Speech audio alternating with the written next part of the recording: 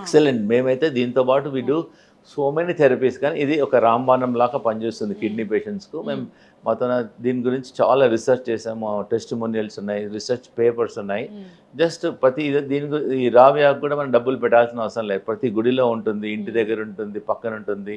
ఒక ఒక ఒక ఒక ఒక కొమ్మ తెచ్చారనుకోండి, మీకు ఒక 20 days వస్తుంది. ఒక 3 ఆకులు తీసుకోవాలంతే. వి డి నాట్ స్పెండ్ ఎనీ, దీనికి అస్సలు డబ్బు కాదు. 3 రావి ఆకులు, 5 వేపాకులు, జస్ట్ కొంచెం ఒక 50 ml వాటర్ వేసేసి గ్రైండ్ చేసేసి దాన్ని ఫిల్టర్ చేసి తీసుకోమంటున్నాం. మార్నింగ్ ఒకసారి, నైట్ ఒకసారి. అలా తీసుకున్న వాళ్ళు ఈవెన్ డికాక్షన్ కూడా చేయమంటున్నాం.